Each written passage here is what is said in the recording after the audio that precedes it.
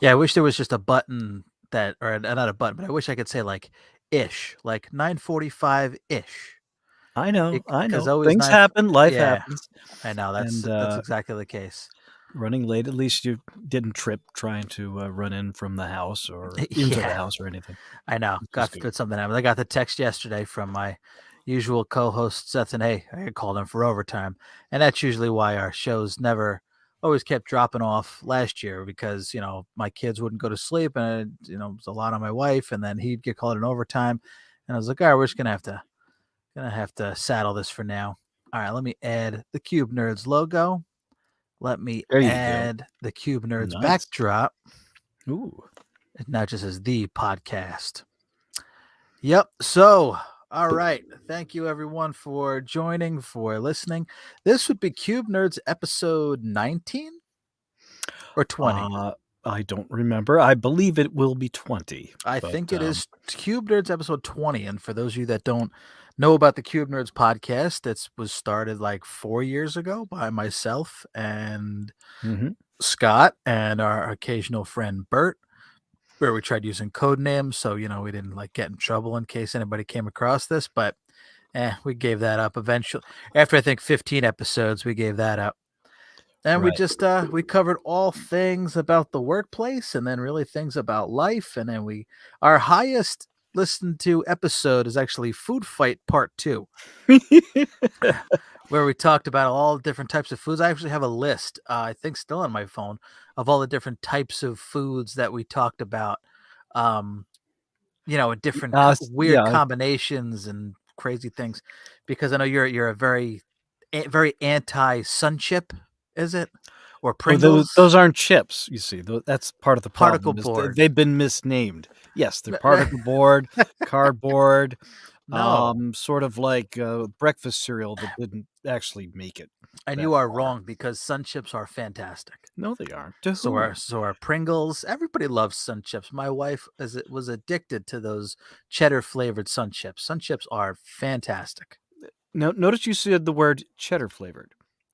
You see, if a chip doesn't taste good by itself, then it doesn't exist in the real world as a viable flavor, Okay, or see, a viable product, I should say. I prefer Which is a why, all the bad chips have things like, "Oh, extra barbecue flavored here," or "Triple the chili sauce on it," so that it masks the basic fact that it tastes like cardboard with chili see sauce. I prefer a regular flavored Sun Chip. I am an original flavor Sun Chip guy. I don't like the cheddar, the sour cream and onion, whatever. Regular flavored Sun Chips, they're excellent. I don't know what you're talking about. I should have gone back and listened to it so I had some other examples that we talked about and dissed on that podcast. But yeah, so we did We that should revisit for at a some while. point. Exactly. And also too, we'll be able to hear, as I'm sure your audio quality is much better than mine is. Um, Actually, you sound just fine. on this $35 Blue Snowball microphone, the quality's not bad. It sounds fine, and to be honest, it sounds a little bit better than Seth did just last week, Uh, with that little crackle, crackle, pop, pop. right, did you? And I told him that, and he got upset, but because he's using this same exact microphone I am, I don't know why. So I don't know why it's happening. All kinds of His microphone isn't built into the cable next uh, to, because I got the feeling that it was. Because every time he brushed against it, I could hear the, sort of like if you have, oh, earbuds and you have one of those little built-in mic maybe things he's got a in it, mic coming from his headphones. and that might be interfering. We'll see if he watches this or goes back and listens and maybe take He that may into not, who consideration. knows? He Oh may well, just now think of like, "Oh, I'm not on it, I don't need to watch." I'm gonna bring it up to him when I hear him and say, "Well, Scott knows his shit when it comes to audio equipment," and he thinks because that's what it was when he was moving, right? So it's what was a Yeah, microphone scraping against his shirt. I noticed That that. very well could be. I know. I gotta like go over there and go over the equipment. Like, no, no, no. Look. This is look to this because I've done my homework a ton on what's the right microphone, what's the best this and that. Like this light. I think my wife got me this light, or maybe my in-laws got me this light, which is cool. And then she got me the arm. She got me a different microphone, but the quality of it is not as good as the Blue Snowball one. So I had to buy a screw so I could attach the screw to the arm. Plus, with the what's this gimmick called? That's called a pop filter. A pop filter, so I don't pop my peas, right? That's right. Yes. So No, all of no that going on. plosives, as they call it. Yes. Yeah, you're supposed to do like the Well, we yes. all make do with the equipment that we have. Mine looks very Whoa. professional, but this is attached to the top of my vocal booth with a nice, scissor hand kind of extension arm, but and a lot of bungee cords.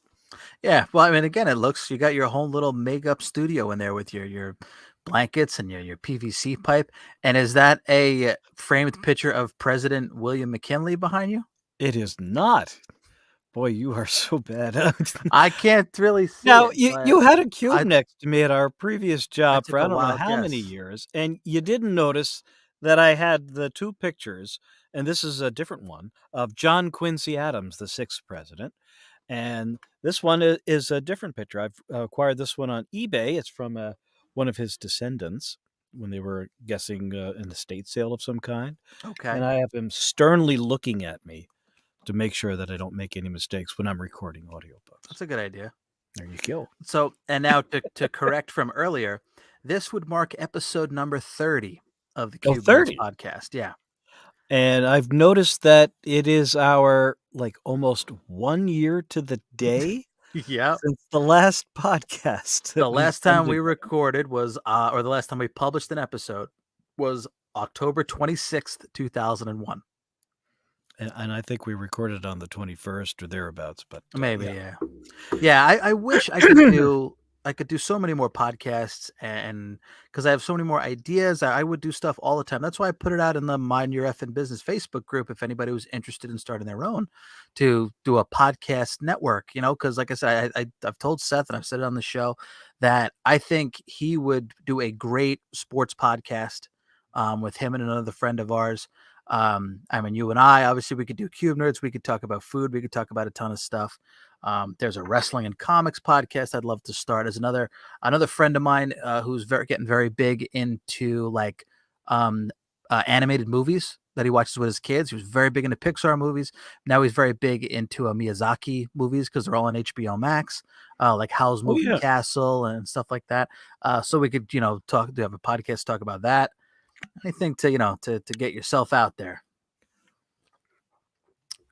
So, and also too, so for those who are not familiar with Scott R. McKinley, Scott and I used to work together at our previous company for 12 years because you were still there when I left, right?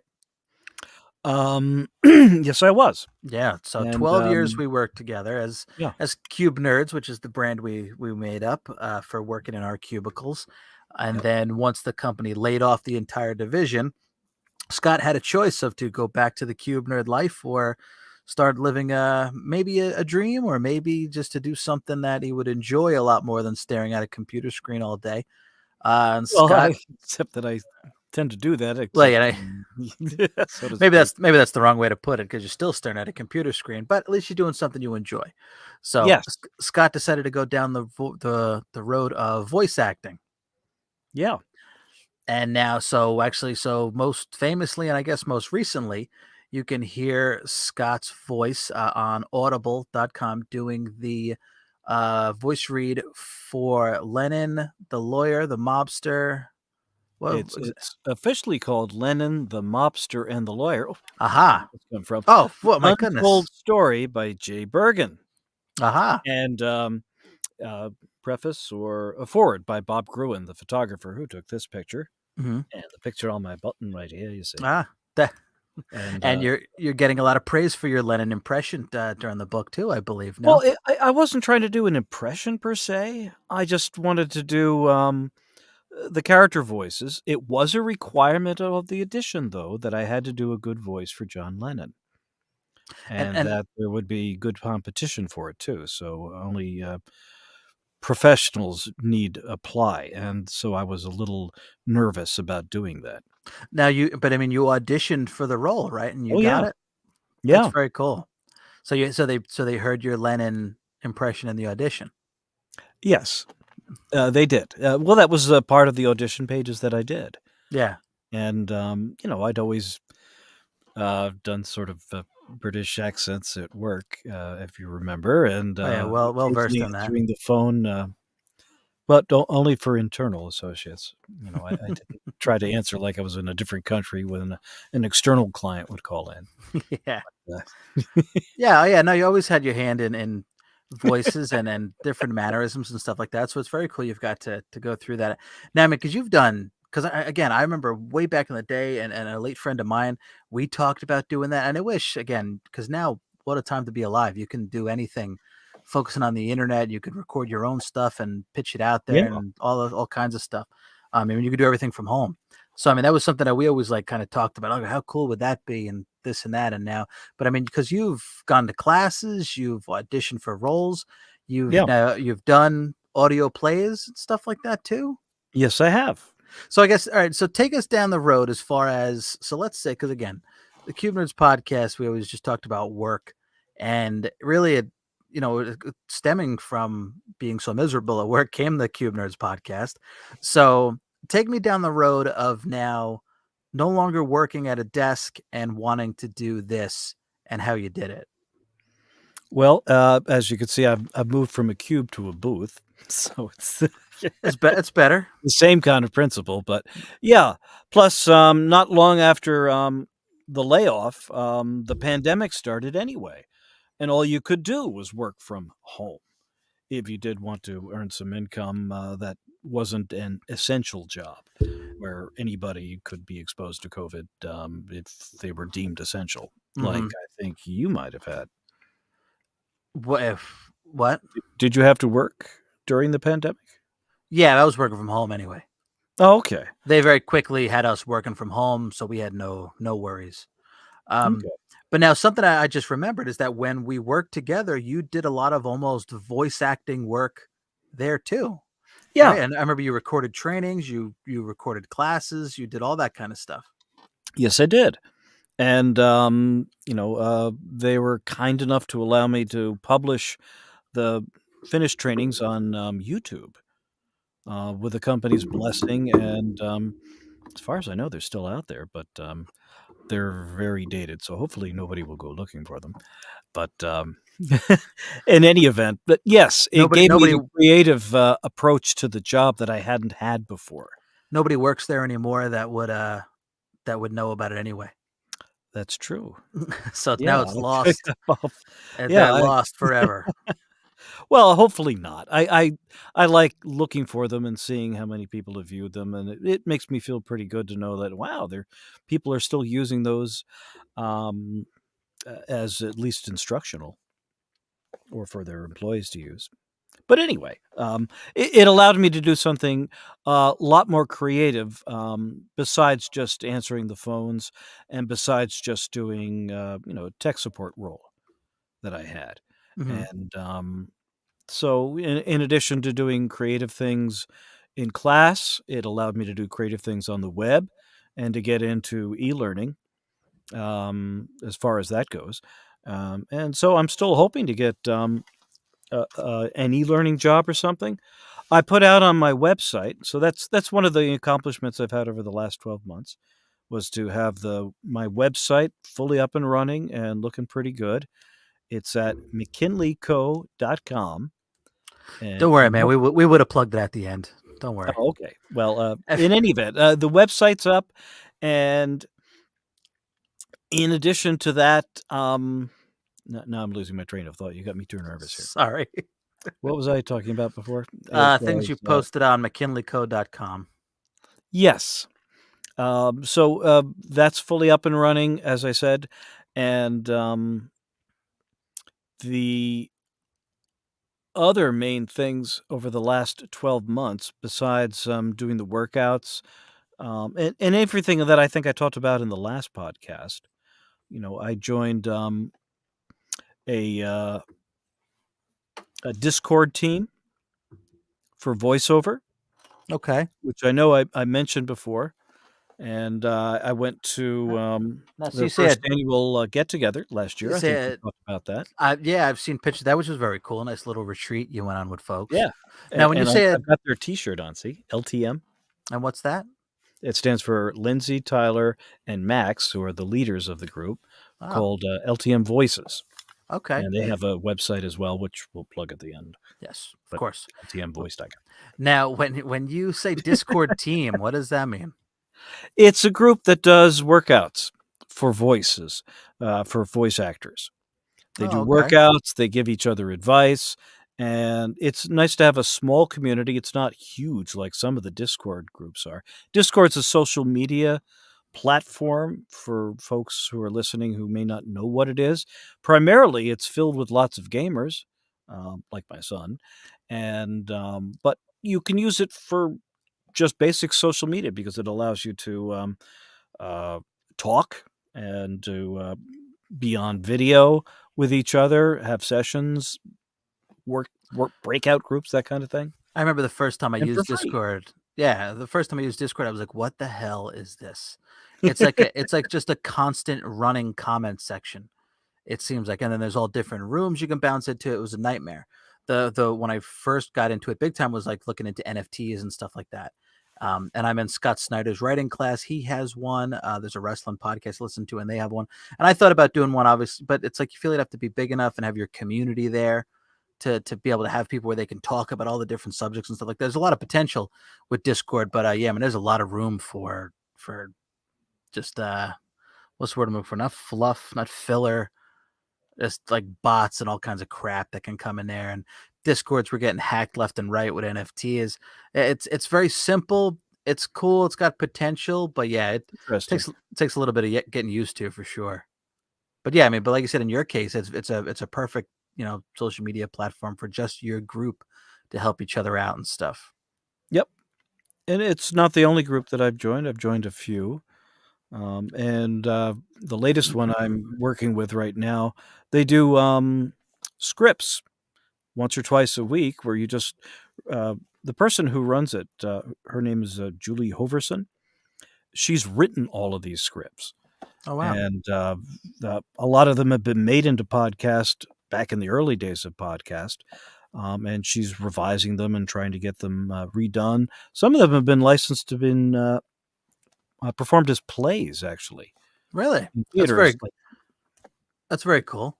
Yeah, I think so. Yeah, that a lot came of that stuff. That's very cool because I was going to ask that next. I know, like I said, there was about how many people in your class, so to speak? Um, Maybe class? 10, like 10 or 12. I guess your group. I get maybe Oh, I guess the oh, oh, group you went on the trip with and everything.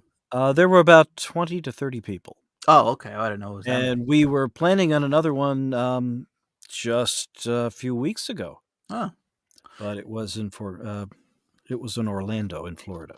oh, okay. Yeah, and so the hurricane erased that. Yeah. Just Now, so yeah. close. Has anybody? I know the one girl was popular because she had a very popular Game of Thrones podcast that was actually recognized. Not Game of Thrones, Witcher. The Witcher. That's right. That's what it was. The Yeah, Witcher. Yes. Yeah. That actually called was Breakfast recognized on. in Beauclair. Okay. That's S- Alyssa Esteban. That was, yeah. I remember they because I remember you sent us the clip where they actually mentioned it on like a reveal or some kind of Yeah. Netflix special, and they talked about it. And she was like, "Oh yeah, I've heard of your podcast." So that was very cool. Has anybody else that I mean, I guess what do you know their aspirations, and I guess what's your main aspiration Well, for doing this? everybody, or just I should say the bulk of most people, are younger than I am, and they're going into where most younger sort of actors would go, if not just voice actors. So they're looking into video games in particular and anime. My God, anime is so popular. It sure is, and for voiceover actors, hello, it's a perfect match, Yeah, because it's animated. and there's so much of it, There's so so much much of of it. it. And well, there is, but part of the problem is that even games are doing, like AAA actors, Oh not to yeah. mention voice jobs Hmm. being done by AAA actors, even though they're not trained professionally in some cases as voice actors. Yeah, And it almost drives me nuts because I'm very much into it, and I know we talked about the documentary. I know that voice by John DiMaggio. that's right. Yeah, Yeah, John DiMaggio, who's the voice of Bender from Futurama, and he's the voice of Marcus Phoenix from Gears of War. he's been doing voices like forever. He's Jake the dog on Adventure Time. He's actually in an episode of Modern Family. He's in Disenchanted too in a few episodes, I think. Yeah, I think so too, probably. It drives me nuts because now whenever I watch anything, I'm like, I know that guy's voice. And then now I have to go to IMDb and look up and see who that is. And then now when I'm watching the show, all I'm doing is picturing that person, and it takes me out of it. Good for you. And you Yeah, but should. You should remember the name of voice actors. I think that's yeah, important, and narrators. absolutely. But again, it kind of takes me out of the show when all I'm doing is worrying about that I know that voice instead of the character itself. Like I remember when Rob Paulson shows up in episodes of Rick and Morty, or even Maurice LaMarche, and that's the voices of Pinky and the Brain. It's like, man, I definitely know that I know those voices right away, and it's Yeah. just cool that those come up. And yeah, and when you hear stuff like that, it's really cool because they're just as big as regular as live action actors that you see in so many movies. Like, oh my god, it's the same voice of this, and then when you go to their IMDb pages, you see that they've done like 500 different things. Yeah. And then yeah, like you said, now there's actors that work so much more than what the hell was I going to say? They work so much more than them. But now there's like I remember when Kiefer Sutherland took over as the voice of Solid Snake and Metal Gear Solid. Originally, that was a voice done by David Hayter. David Hayter, who's actually a really big time screenwriter. He wrote the X-Men movie. He wrote X-Men 2.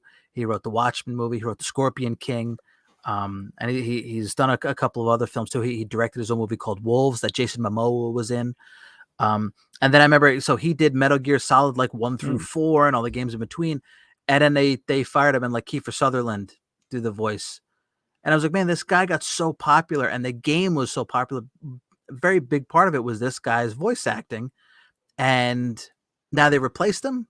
I mean, because I guess you got the star, they got big enough where you could get the star power out of Kiefer Sutherland, but the name recognition, it wasn't as good. David Hayter was Solid Snake, not Kiefer Sutherland, and they ruined it. I know. And yeah, I could certainly say that. Audiobooks, for instance. Uh, I think, geez, I didn't mention this before. The audiobook for The Martian. Do you remember the movie of The Martian? Matt I never, Damon was in the movie yeah, version. I never Well, saw it, but yeah. the book was fantastic. The movie was also fantastic, which is a doubleheader you almost never see. I was almost in tears at the end of the movie just because it was good. It wasn't different or anything. It was a little simpler than the book, but not in bad ways. It was just sort of like, that's too many. But that means there's more puzzles in the book that aren't in the movie that you can successfully like, oh, I don't remember this from the movie.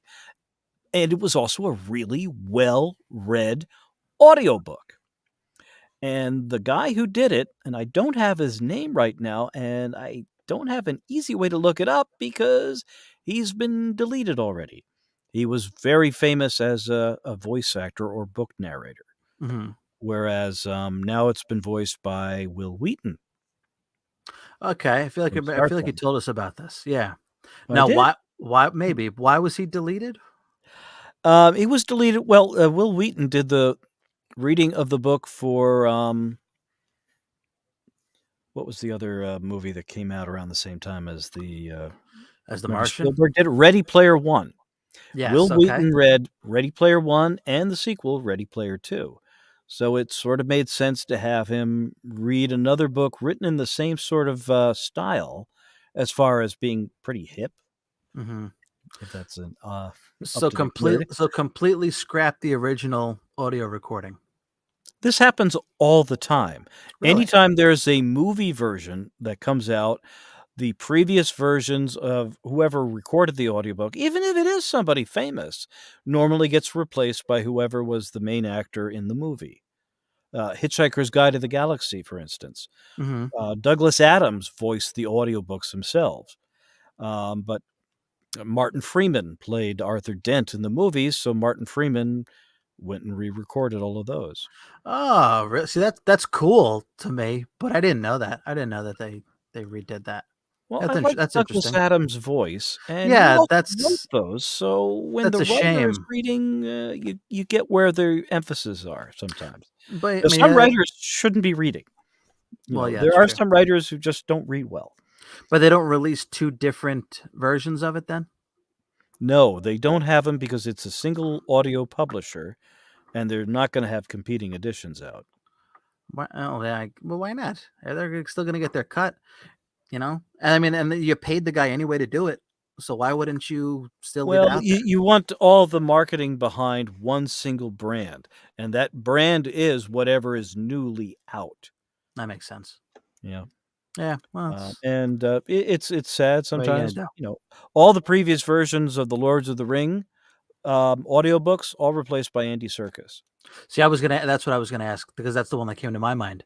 But when you mentioned Martin Freeman, I, but I feel like I heard that Andy too. Serkis is Interesting. he's worth keeping. Trust me. Well, that's true. I don't know You if know, you've heard him do The Hobbit or the Lord of the Rings, but no. yeah, he's a keeper. Hmm. But the people who did it before him, they weren't too bad either. Yeah. Hmm. They tended to sound like Gandalf or Sandalf. Ironically enough, Andy Serkis and Martin Freeman both in Black Panther. No kidding. There's a little, yeah. Andy Serkis plays Claw, and Martin Freeman, I forget who he plays. But yeah, so there's a little, Does there's Martin a little Freeman 6 degrees use of Kevin his Bacon for you. American accent? He does use his American accent. And how is it in that movie? I don't think it's terrible. Does Just he curious. use American accent? I don't remember. He has a small role, but yeah, huh. But yeah, I don't He's got remember. an interesting American accent. I'm not sure where he learned it from, but it sounds almost noirish, or sort of Mhm. like he's been learning about the thugs out in the Old West, or Chicago around the 1930s or something. Yeah, you know You know what? what You're I right. mean? Yeah, I feel that when he does, he definitely talks like that. He's a little smarmy about it. Well, I guess is I how love Martin Americans talk. Freeman, so I'm gonna get hate mail comments now, but no one else could be Watson to Sherlock in for Benedict Cumberbatch Sherlock. Never watched it. Freeman, oh, jeez, man. Wanted to, never got around to it. We need to talk more. You see, this is part of the problem. Oh no, I've seen it out there. I've talked about It's this been a on. long time too. Yeah, I know. I've Yeah. talked about this on the Mind Your Effing Business show. Like, there's so many shows out there. I can't keep with any, like the Lord of the Rings show. Everybody's talking about it now. At first, it was like it's just there and that's it. Now everybody's talking about it, so I guess it got good. I'm way behind. I have no interest to go back. Same thing with Game of Thrones. Just do Game of Thrones show. I'm like, I just don't have the ambition or the drive to rush out and watch all these shows. And especially again, that's all new shows coming out. And then now you have, an old show like Sherlock, which everybody talks about is good to go back and watch. And nobody got time for that. Well, at least the first season. They Okay. sort of got progressively odder as they went on. Mm. Speaking of good voice acting and Brits and TV Yes. shows, because there's actually an audio play of The Sandman on Audible. Hmm. And now I never got around to reading the comic. My cousin he loves the comic, and he told me all about it. And then the show just came out on Netflix. The show, which was fantastic, but one you have to sit and watch. It took me up 2 Yeah. months to actually watch it because you have to You sit can't and just watch have it it. going on in the periphery. It's sort of like, Exactly. Picard, the Yeah, newer that I've Star Trek one. You're that like, I've "What? What happened? What happened? I don't get it. What's yeah, going on?" I've I've heard. watched it 3 times. I'm like, "Oh, now it makes sense." I just guess I missed the comics that bridged between Star Trek Nemesis and the start of Picard. Who Yeah, knew? my I think someone I work with now was talking about the same thing with Picard, like the same deal. Like you can't even keep up with it, and it's not the same. But for the Sandman audiobook, the writer of the comic, Neil Gaiman, actually Yeah. does the narration in the audiobook, and it's very cool because his voice is just very captivating to listen to. Yes, it is. And it's very cool to listen to. Also, to the Lock and Key audiobook is highly recommended on Audible. Now, is that kind of stuff that you'd like to get more into? Is like acting like that, or do you enjoy just reading? Actually, yeah, I would like to get in more into that kind of thing. Like I said, the the anime and games sort of voice acting jobs. Well, there's a lot of competition for all of voice acting. Commercials, in particular, can be very remunerative. If I said that right, or make you more money potentially than just Lucrative, then, is that the word? lucrative is a better word. Yes, and audiobooks is certainly not the fast way to do it. To me, I like it because it's not as competitive,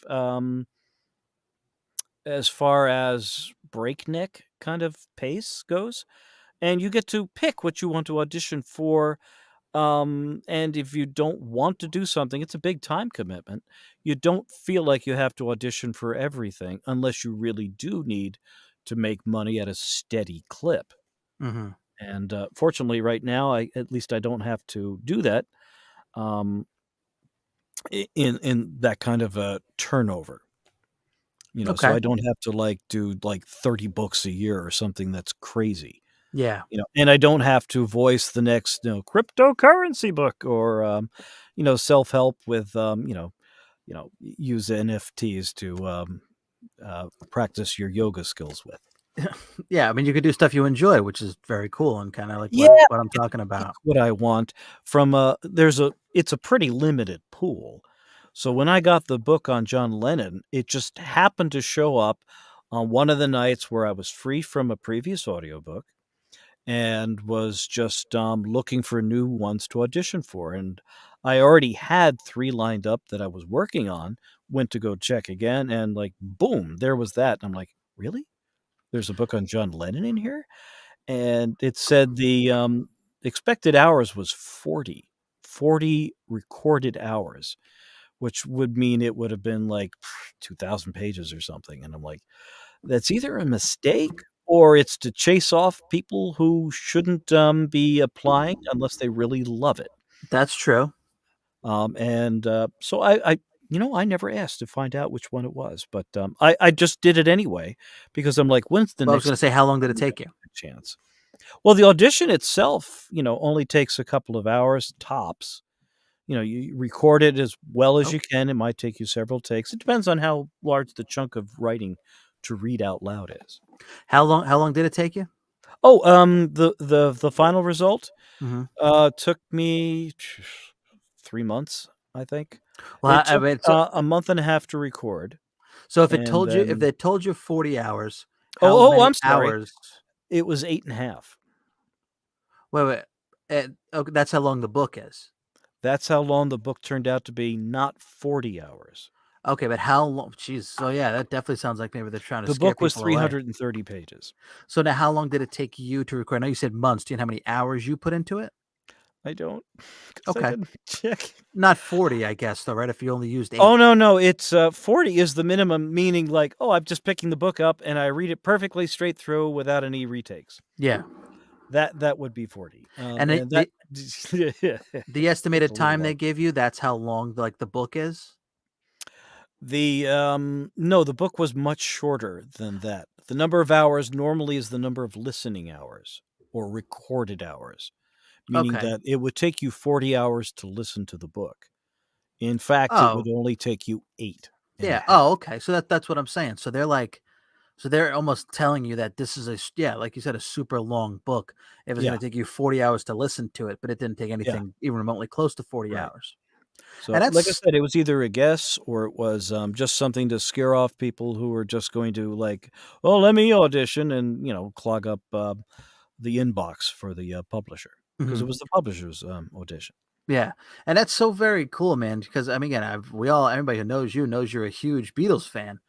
So Yeah. getting that kind of role is so awesome, and like we told you about, man, now you can go to Beatles Con and say, "Hey, this is Scott R. McKinley. He did the voice of, Isn't that weird? uh" It's like I almost feel like I'm on the edge of not being famous or anything, but being known Yeah, for very something, exactly. and that's kinda cool. Very cool. And, the author's done at least a couple of interviews or podcasts Mhm. where I've been mentioned by name, very favorably, That's fortunately, awesome. Yeah. um, a couple of times. I listened to him. He was on the Chris Jericho podcast I told you about. I listened to Yeah, the whole interview. Yeah, very cool. He talks about it because I know Jericho's a big music fan, and he talks about it. Unfortunately, they don't mention on that podcast, but just telling the story of it and getting people interested in it. And then now, obviously, the concept of listening to author is books rather Jay than Bergen, by the way, Mhm. because I don't think I mentioned his name before. You did. You mentioned him when we read Oh, okay, okay. when you introduced the book before. But yeah, I mean, again, just so very cool, and like you said, on the on the verge of being famous, from being known that way. Now, have you? Or just being known, like I said, and Well, it yeah, being known in a nice famous, way as far as like, oh, he's a reliable audiobook narrator, that who too. gets things done on a timely fashion and does a good job. Hmm. Very cool thing to add to your resume, and again, a very enjoyable thing. I mean, again, it's so cool to have something like that, something that you enjoyed doing, and that you got paid for. I can't tell you just how much fun it was to do that book in particular too, because, part of it is just researching enough so you have an idea how you wanna voice people, Hmm. including people whose voice you have no idea what it sounds like. You know, in That's the book yeah, itself, there are judges and lawyers, and you don't know what those voices sound like. So instead, you have a different approach to, like, well, how are you gonna voice this? You wanna that make sure that people don't like, "Who is that speaking? It sounds like 8 other people I've just heard, and I have no idea what's going on." that's interesting, and because again, it's not like it's a fictional book by any means. So usually you wouldn't As take into a matter of fact, that's one of the reasons it was such a good book, was that it's basically an unpublished interview with John Lennon, except that it Mhm. happens to be a court transcript. But you But wouldn't since it's never normally been take into published, consideration using different voices for different people because it's not a fictional story. But in this case, I there's still different. wanted to, That's or at yeah, least have a voice that was close enough to the personality I could read on the page, compare it at least with the author and the publisher to say, like, "Is this good? It's not over the top, is it?" The last thing I wanted to do was to try to do a parody of somebody's voice. yeah. There are too many people who are like, "Hello, governor, I do a British accent, hey, hey," and you're like, "Oh my god, so terrible." But fortunately, it wasn't perceived that way. I wanted to make it quiet and efficient, so you'd be able to tell who was talking, Mhm. and it doesn't I'm not trying to be a mimic. Yeah. I'm just trying to, give a sense of what John Lennon sounded like, or a sense of what, Bob Gruen sounded like, or some of the musicians in the book, like Jim Keltner, Mhm. the drummer. Very cool. Yeah. Now, can you want to read a passage as Lennon for us right now? You didn't tell me you were gonna ask me to do that. Uh It didn't cross my mind until we were talking about it. You don't have to dance, monkey. Jeez. You don't have to do anything, Scott. I mean, you dropped a little bit of it before, but like I said, you know what? If anybody wants to hear how well you do, Lennon, go out and get the book. It's on Audible right now. Go ahead, plug it one more time. It's, Lennon, the Mobster and the Lawyer: The Untold Story by Jay Bergen. And who was a famous New York lawyer. He was John's attorney. So if you're not quite sure what the title means, the mobster is Morris Levy, who was basically affiliated with the mafia, and that Sopranos character was based on him. Do you remember in the first few seasons? Yeah, There's a Hesh. music producer. Hesh Yeah. is based on him, and he even has a horse farm in upstate New York, just Yep. like Morris Levy does. Oh wow, I A didn't know real that. person. Yes, That's very yes. cool. Wow, I didn't And know that. the lawyer is Jay Bergen, who represented John Lennon. His law firm did, and he personally was the attorney who got to ride with John Lennon every day and talk with him. Not to mention the fact that he's, taking his deposition and questioning him on trial, basically. And now While he explain to me the story of it again, because I know it has to do with tapes that were recorded that were under the wrong hands, and so I John guess what? Lennon recorded, an album of '50s music as just a fun thing to do where he didn't have to produce, he didn't have to do anything besides sing and play guitar, he didn't have to write the songs, and, he just wanted to do an album of oldies as a nice project to do. It became a long, drawn out odyssey, and in the meantime, there was, already a law case out. If you're not familiar with the Beatles' Abbey Road album, Come Together, sounded a lot like a Chuck Berry song, at least part of it did, which was called "You Can't Catch Me." Um, Beats me. I'll get heck if I said it wrong, but That's quite all right. never mind. I don't have it in front of me right now. But the important thing is that it led to John Lennon agreeing to settle the case against that by recording 3 songs from this mobster record producer's catalog of Chuck Berry songs, and being pressured into doing it. And anyway, at some point, the rough mix of tapes got into the hands of the producer, who just wanted to listen to it in his office. And the next thing you know is he's selling it on television as a mail order album with Hmm. a really bad yellow cover and a very old picture of John Lennon that's blurry. And on the back of it are ads for 2 other albums that have nothing to do with the Beatles, where, like back in the 1970s, they had commercials like this on television. KTEL Records, for instance, was the kind of thing you would see it just like, and now all the hits, and it would just stream a whole bunch of different song titles down. You're like, wow, that's a lot of songs. But it turned out, never mind. I just, I'm not. I'm not too young to know those, man. I've seen those commercials before. A lot of people know those where they run down the list of songs on the album. yeah. And then the 2 albums they are advertised on the back have nothing to do with it. They just happen to be the same record producer. No Beatle album ever looked like this. Hmm. And it was basically an unauthorized release. It's a bootleg on television being sold until they shut it down. EMI basically, and Capitol Records owned the rights. They shut it down, and then the mobster sued Lennon and said, "Well, I own the. You told me I could use these songs," and that And was the lawsuit. that was because it was word of mouth, right? And Lennon was saying, "No, I didn't." Yeah, and not only that, but it wasn't even a real verbal contract either. Hmm. And Jay Bergen, the actual author of this book, represented Lennon. Yes, so he's actually a genuine Lennon lawyer, but not the one with the green card and Lennon trying to basically get citizenship in the United States. Hmm. That case is very famous. This one has almost never been heard of Yeah, after. I know that was a big thing too. Is that yeah, like this was like a very secretive trial that almost nobody knew about. Right. That's another reason why for him to finally, publish the book and tell the story of it. Well, in one case too, it got confusing as to like, well, what's the real release? Is it this thing we saw on television, or is it the rock and roll album, which are now out in record stores?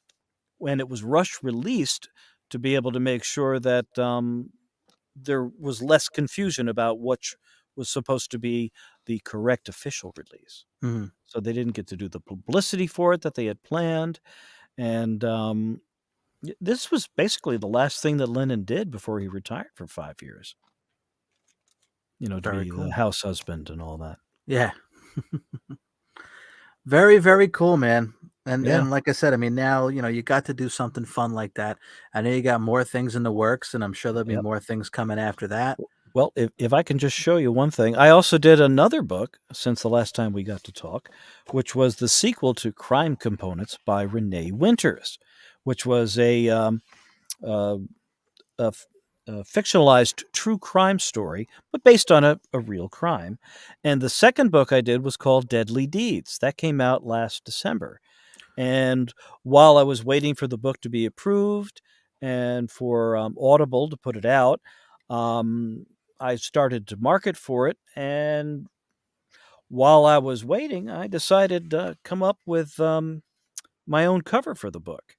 Ah, that's very So cool. this is the book that I designed the cover for, with the publisher's permission. That's Next Chapter Publishing. Hmm. And my webmaster, Austin Luco, helped me to design the. He did all the hard parts, which was making it look even better than just the photograph and the wording and the font. Hmm. Actually, he, I think, chose the font, but doesn't it look good? It looks very good. Yeah, And is that the very voice? very Do you do professional. you do a Southern draw in that book? Do you play the same character in that one you did in the first one? I do a Texas accent. That's what it That's right, I sure do, and I don't know how good it is, but nobody's hated it, at least not until I just broadcast it now. and There you go. you got the job a second time around, so you did something right.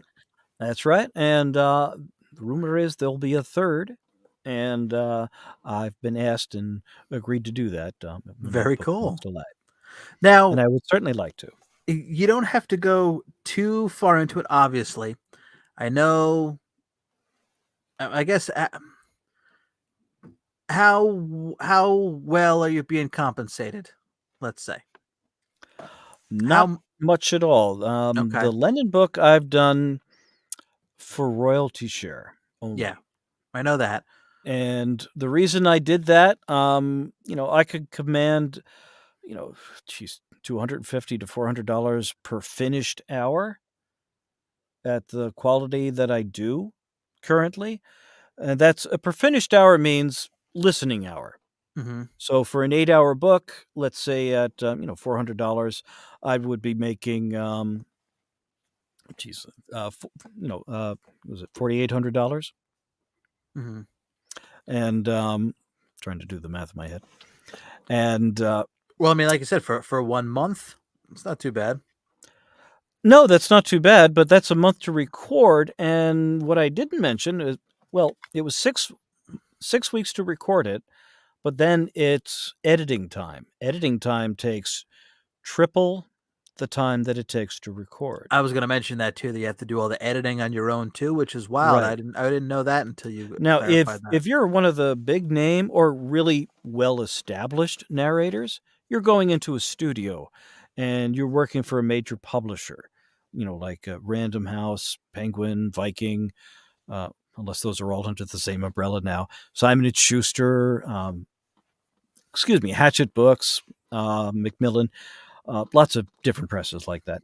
Mhm. They have their own studios, Okay. and then they have a recording engineer who will do all the editing for you. All you have to do is read it and not take up too much studio time to get it right.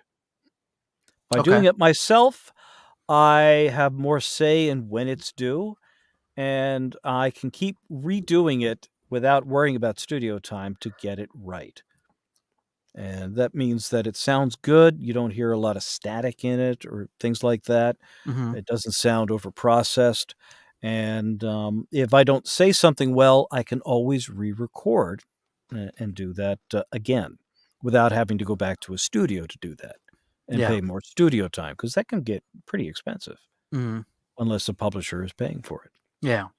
Now, if I mean, so That's that's my next goal, to try to do that is to get, a book with a one of the main publishers, I should mhm. say. Well, now again, I mean, like I said, you're only getting royalties off of this one, but but that was a very good book and popular book to add to your resume. So Yes, that's a well, good that thing. was the reason I did it. It was, there are some things that I will, do that. Plus, don't forget with royalties, it keeps selling, and I keep getting money. If Absolutely. you do it for a flat rate, you get paid, and if it takes off, well, sorry, Yeah. you've already been paid your part. And I remember you coming So, to us for advice and be like, "Hey, do you think I should do this?" And yeah, well, do it. Should I do it because I'm only going to get paid off of the royalties? It was like, you know what? In the long run, yeah, you probably should because again, not just getting the royalties off it because it'll get it for a while. It's a book that would definitely have some name recognition, being about John Lennon, and it would be popular enough. And he's obviously been pushing the hell out of it because he's done tons of interviews. He's done book signings in Manhattan and stuff like that. I know you met him a couple of times. just So, once, but, uh, I got to meet him and Bob Gruen, the photographer in oh, okay. Manhattan at Rough Trade, Records, Oh, okay. and, that was cool. That was a great day for me. I'll bet. I bet that was very cool. Was he shocked to see you? No, he knew I was coming. Oh, okay. I'd, told him ahead of time. What I wasn't expecting was, to have only a limited amount of time, to interact with him. Oh, It was a smaller space than I was expecting, and it's actually started, if not early, then right on time, so I was, a couple minutes late getting into the store, and I'm like, "Oh, geez, it's already started and half the seats are full." Did he know? Did he know what you looked like, or when you introduced yourself, it was like, "Oh, hey, Scott." No, he recognized me. Oh, okay. At least, geez, I hope he did. But Uh, and don't forget, I always have. Give me my second. Where'd he go? your business card, your headshot on site. My hat, Aha.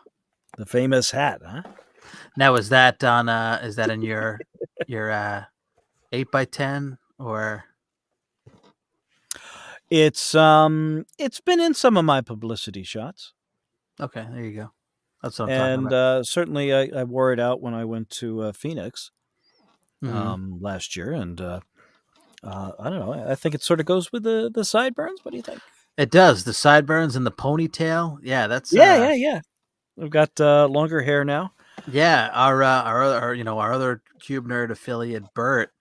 When I saw him when we were back in the office, he showed me that it was like 2 days before maybe we went back to the office. He snipped off his ponytail. He didn't Oh, get he his hair. did. He didn't get his haircut for like a year. I know. That's I saw him wild. for a little bit. See, so I've got more hair back here, but if my Jeez. mother's watching this, she's going to hate this because she can't stand the fact that I have longer hair. I'm like, After all Ma, this time. in the '60s, you made me have a crew cut when Oh all the man. longer hair people were out, and you didn't take me to Woodstock, so I'll be the Woodstock kid now. You make up for it now. Yeah, I know. Jeez, look at all that hair. I remember seeing the sideburns in pictures too. But like, oof, man, you know what? The hell with it. Yeah, I decided I would look the way I felt like after I lost some of the extra weight that I had had. Yeah, So do whatever you want. Now that's the whole point. You get that freedom. I think about it, constantly. Because I mean, I obviously I can't afford to lose my job. But if that day came, what would I do? And it would never be like, nothing. Or I mean, the first thing that would come to my mind, the only reason I would scramble to get another job at another place is because of health benefits. yes. And then if it got tight paying bills, then obviously, I'd need to do Yes, something. and I'm very cognizant of both of those. So Yeah. I'm aware of at some point I will need to step up the game and do more. Yeah. See, and then And yeah, that's the way to get better at it is just to keep doing more. So yeah. even if you're not recompensated up front right away or at first, if you do the best job you can and it is a good job, it will lead to more and better paying work. It's just the way it works. There aren't that many people who really do a good job. Mhm. And if you listen to audiobooks, you will hear easily some stuff that's poorly edited and or just the sound quality is like, what'd you do? You recorded this outdoors or something? Or on the street? Or you're like, oh, I guess this is a new session because it's louder suddenly. And I'm surprised. Well, like anything else, the work you put into it is what you get out of it. And that's what, like I said, like if I lost my job, I mean, I would hammer down on writing more comic books. I would do more podcasting and anything else to, stream and Well, game. you are. Anything to Look at just the build a poster behind brand. you that says CWL. That's yeah. My wife That's got that for me. all you. This podcast is Not all all me. you. Well, again, not all me. You know what it is? Well, I have the plan, and then I need everybody else to execute it. I need you to do. There's so many early episodes of the Cube Nerds podcast where it's me with my microphone plugged into my phone doing a recording on the way to work in the morning, and they're not great because it's just me going on a rant. it still That sounds good, and I miss your rants. They're warm and witty and funny and very explicit languagey, that kind of thing. I'll tell you what, man, I'm not that person anymore. Oh, well, I miss that person to Uh, some extent. you can play. If You you can. do a rant against something that you don't have to do a rant about, then yeah, sure. But You you can know, blame my wife and kids for that. I'm a much more mellow person now. She'll so she'll you dis have a she'll disagree, rough but time getting dinner tonight. I seem to recall you texting me about a little problem you had picking up dinner. Is this the case? all right, yeah. So you want to talk about you know what? This is funny because I brought this up like when I was taking college courses and stuff like that too. They very much want your opinion, And I'm like, I'm open to other people's opinions. I don't need to go off on a tangent myself because hey, if somebody else got something, I'm listening. I'm down. I don't need to argue and fight. So I know this is what you were looking for, right?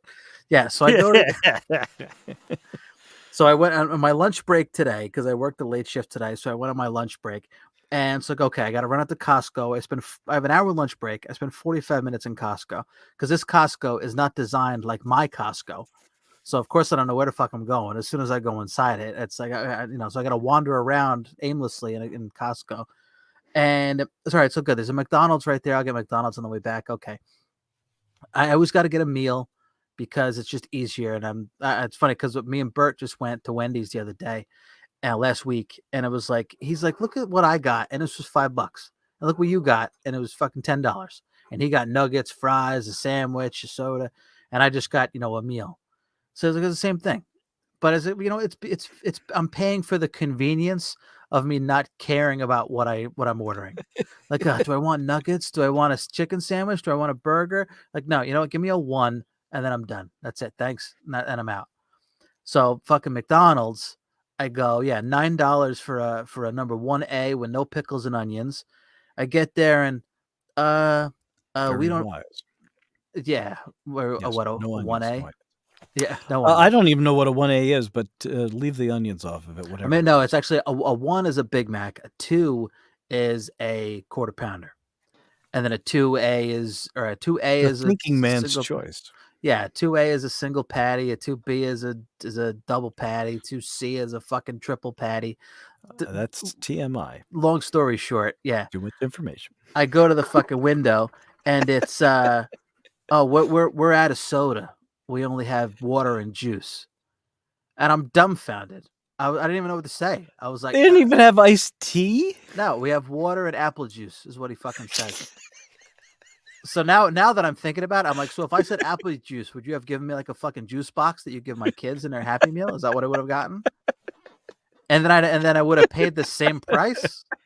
I don't get a medium soda. I Well, get a that's fucking ridiculous. You should not be paying the price you would yeah. for no soda, that or any drink or beverage. If they don't give one to you, that doesn't count as a meal. I know. And I was too If pissed you off. add up the fries and the burger, it comes out to more than the meal. See, and this Or I'm again, sorry, it comes out to, it still comes out to just about the same as getting it with the soda. and Almost exactly the same, this just a again little bit goes less. this again goes off where yeah, like I go up there where again where I'm not gonna fight and I don't got time for that. So yeah, so I pull up and the guys like, oh, we don't have any soda. We have water and an apple juice. I'm like, so So they I ran was out of like, so carbonated water. yeah, so I'm like, I guess give me Means they have syrup, but they don't have anything to put it in, yeah. yeah. So I'm like, all right, give me a water. And then I'm thinking, well, no, what are you gonna give me a fucking cup of water? Like some warm water, probably in a cup. I'm like, no, I'm going back to the office. I can get water at the office. I said, man, you know what? Never mind. Just give me the burger and the fries. Okay, yeah, eight something, 8.59. He says, I'm like, wait, so it's the same price, even if I didn't get a soda? And he just nods yes. I was like, It's because he doesn't know how to void his receipt exactly. He and doesn't know how to re-ring it. fucking do math either, apparently. And he goes, do you still want the water then? I got no, Did he say it like that? yeah. Do you want the water then? I want to, and I was out loud. I wanted to say no. Just take my card and get me the fuck away from you.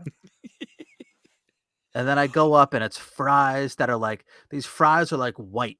They're not even golden brown, crispy cooked fries. They're like white fucking French fries.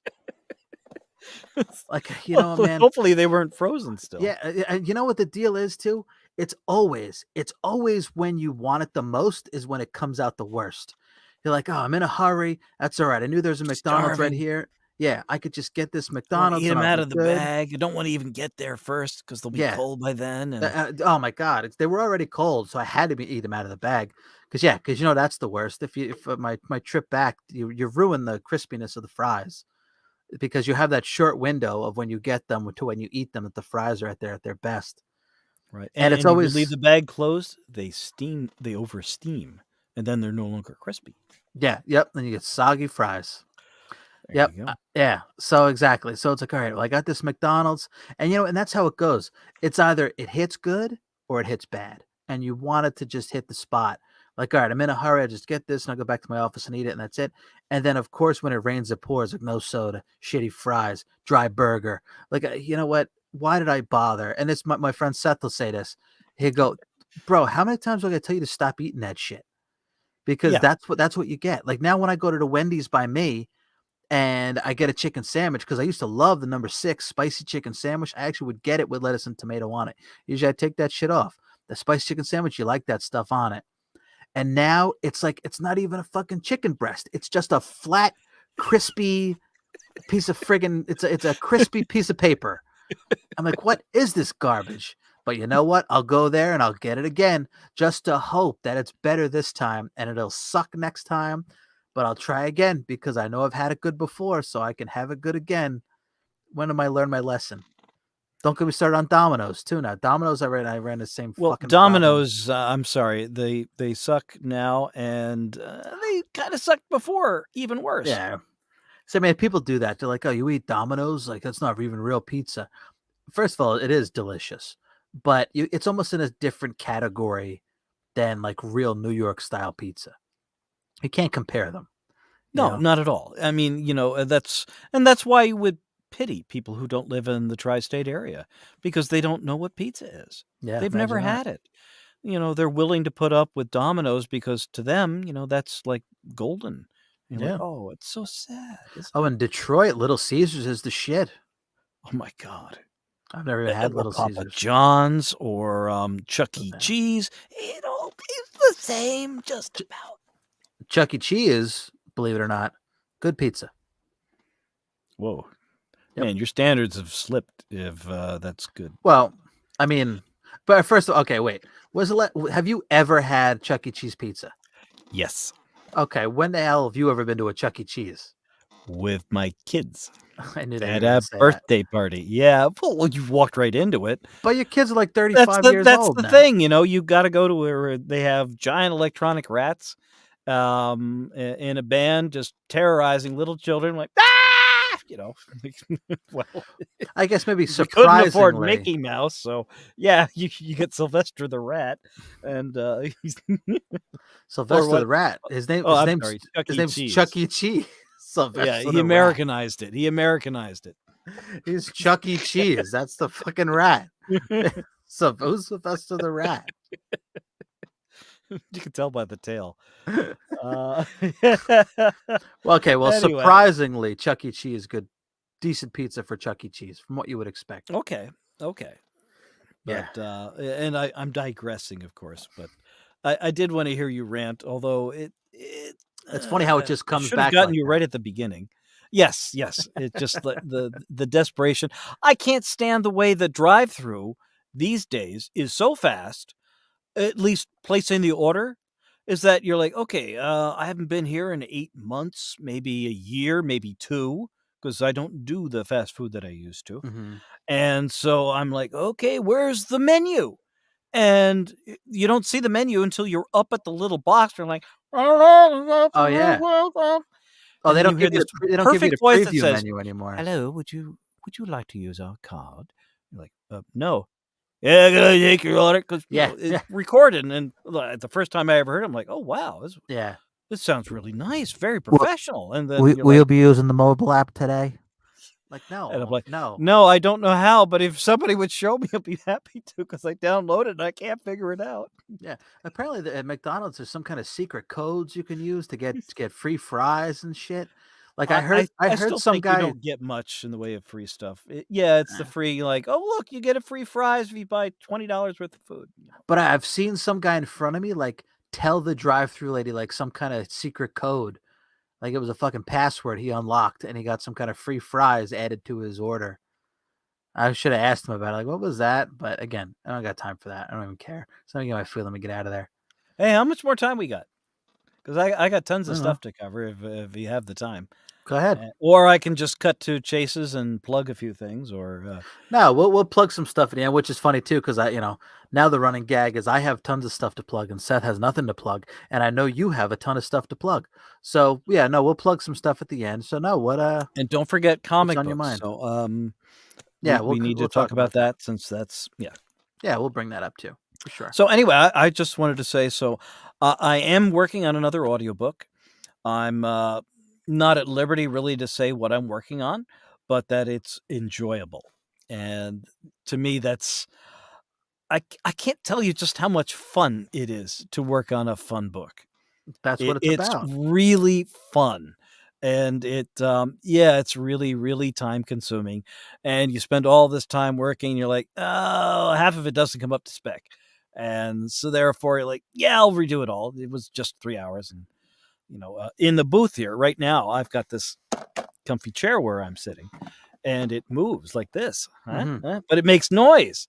So when I'm recording, I have to, where it has to be completely silent, I mhm, have to bring in this wooden thing that doesn't fold or anything. It's like a kitchen chair. It's just wood, and it just like you're sitting in it for 4 hours at a time, mhm. and the booth. First of all, gets really, really warm, and then you're all congested, and you're like, and you can hear yourself whistle and the sound thing. Like, oh dear, Well, what kind what's of the deal? Did you have to unplug your refrigerator or something when you record, or No, no, I'm lucky. I don't have to do that. There are some other folks who do, and the danger is forgetting to plug it back in, Ah, yes. and then losing a freezer's worth of food or a refrigerator worth of food. That would be bad. I have Mhm. to turn off the furnace. So Ah, it that's it. it's getting cold already. So I missed the nice spot where it suddenly went from every day is the heat wave to, oh, it's suddenly cold enough now that it's like if I didn't have the booth door closed, it's kind of cold down here. Yeah, and then I know, right? Because now you have to worry about listen, that's like you said, you have to turn the furnace off so you don't hear it Turn the kick on while furnace you're off, and recording. I have to wait a few minutes because evidently it still makes sounds while it's running through the pipes afterwards. I didn't learn this until later, and you're like, I'm looking at the recording, I'm like, why is there a bright yellow bar at the bottom indicating loud, annoying noise whine? And like, oh, it's the furnace turned on, and I turned it off, but why is there still a double white line there? It's like, well, it's your pipes making Yeah, sound. So I have to that's wait it. for that to end. And then, oh, good, that ended. And like, wait a minute, I can hear the wind, or I can hear the rain, or But don't you and have a during the day, it's guess what? It's leaf season. eh, So if we have any viewers who are outside of the snowy, if you're in Florida or whatever, where it doesn't change the leaves and the trees don't shed themselves, uh, count yourself lucky because right now it gets loud. mhm. Although it was just all lawnmowers, We don't kept have any, like, going. noise canceling microphones, like, that stuff, it picks up on all of that? Yes, it has to. Mm, Because if it doesn't, then when you're playing it back, it already sounds muddy, okay. or it doesn't sound as crisp and clear as you want it to, like it would if you were from a studio. You see, the goal is you want it to sound as best as possible under the best circumstance or the worst circumstances, because then everything else will sound good. But if you just go for average, like, oh, that's acceptable, on a regular headset or playing it streaming or something, when you actually do have somebody who wants to listen to it, it's going to sound like awful. Mhm. That's okay, makes sense. And that's not good. No, What that's not kinda good. chair you working with over there? Because I heard it as soon as you hit it. Yeah. It's, well, I don't know, kind. It's something Oh, that it's was something like that. inexpensive. Man, Wasn't very much. I talked about this in the show, I'm telling everybody about this. You see this chair? Yeah. This leather chair, it's in great condition, 35 bucks, Facebook Marketplace. Wait till it starts shedding the leatherette. That's I all I don't know, have to man. say. It's alright to me. I've had those before, and the next thing you know is like, "What the heck is what the hell is this on No, my it's got shirt?" You're like, it's got "Oh, it's peeling. It wasn't real leather after all. It's it's got the peeling." hard plastic, arms on it, nothing to worry about. 35 bucks, man, I'll take it, I've alright? I've spent that before. Well, I and, it doesn't make anyway, us it makes too much noise, well, I so I said have this to have something I can't even wear a shirt like this when I'm recording. I don't hear Because you can anything. Do you hear hear anything? the shirt moving around, you can hear the cable clicking around on the keyboard and all sorts of stuff like that. Do you hear It's any noise from me moving in my $35 chair? No, no, you don't hear that noise. no. That's the point. You don't hear any noise from it. And like in your chair, where you got to worry about hearing noise, I don't hear anything in my chair. Well, $35 Facebook Marketplace. anyway, this was this was something that my wife thought would be good and comfortable, and I looked at it first, and it looked like it was going to be fine. So But when it started creaking, and I was doing lines for a new podcast that I'm helping with, and she told me during the live read of like, you know, you sent me the lines, Scott, but I can hear something creaking. Is it your oh, chair? And I went, I just yes, it is. You heard it, didn't you? I just heard it You just heard now. it, didn't you? Yep. Well, so did Jess. So it was Terrible. like, Bummer. So, But your anyway. wife got you that chair? She told me I could buy it. I think I picked it. I can't remember. Maybe. Yeah. So Yeah, she it's my got fault. so she said you could I get can't it. throw So her okay. under the bus. No, no. That's not going to happen. So, anyway, what else do I want to share? So it's not just all audiobooks. I wanted to say I've done some other projects too. First was the old time radio show that I Yeah, got to do, where they recreated a new episode of the Fred Allen radio show. Fred Allen from back in 1948, who was a popular radio comedian at the time. And you would only probably recognize his voice yourself if you listen to a certain cartoon with what's the name of the character? I'm trying to remember. Fred Not Warner Allen. Brothers. What? Fred Allen? Fred Allen, yes. He had a famous feud with Jack Benny. Gosh, Jack Benny is one of my favorites. Jack As a matter Benny of I've fact, heard of. yes. Well, I had a portrait of Jack Benny up in my cube, remember? No. For a number If of I've years.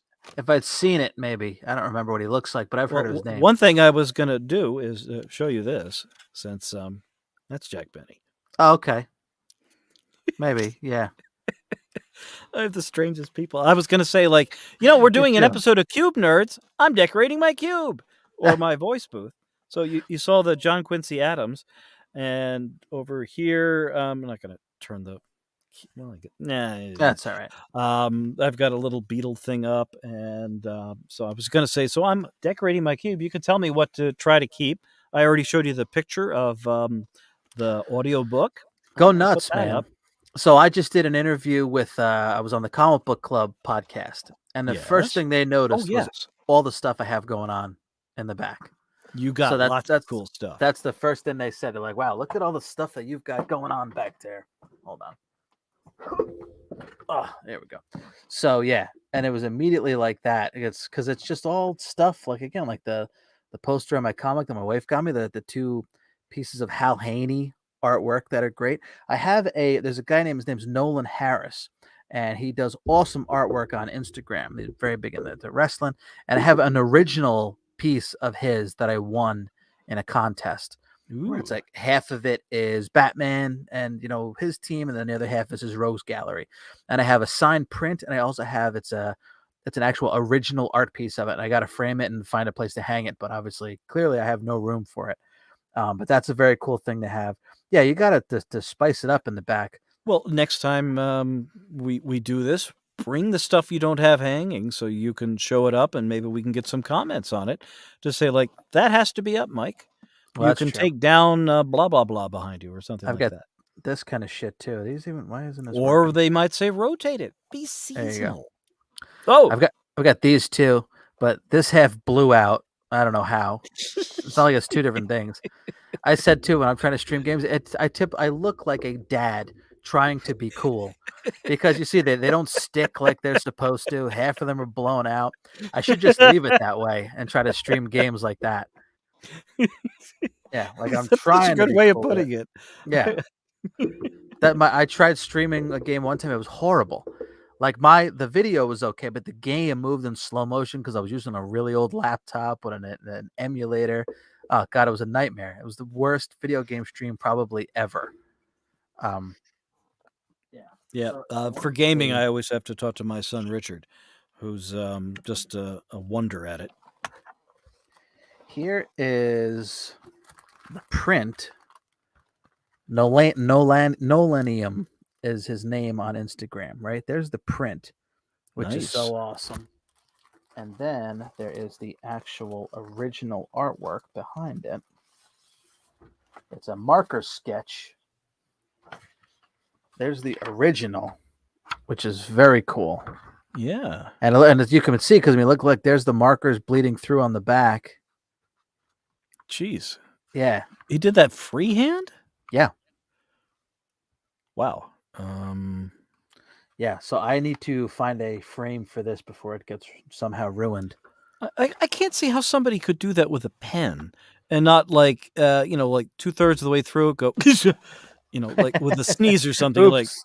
oh fuck, and just toss it off to the side or something. Well, now what a lot of guys do is they do videos of it. They do TikToks, they do Instagram reels Oh, of that makes sense. of how they actually Process. made them. Yeah, of the process.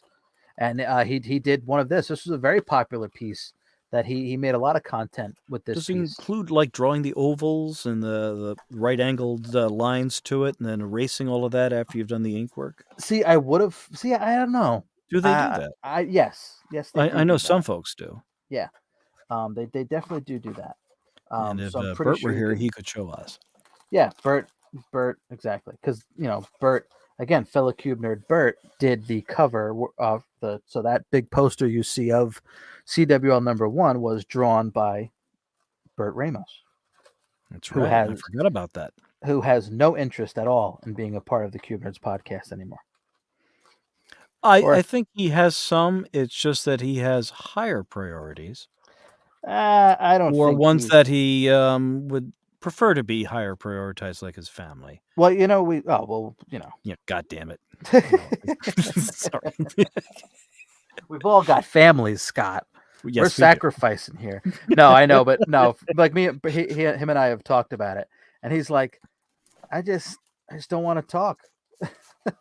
He's like, like I'll just listen, and I've got like, okay, that's okay. He doesn't need to go on rants. He doesn't need to talk about other things, and it's like, okay, But I he's get it. such a good listener. It's half of the talking is Well, having that's somebody what he who's says.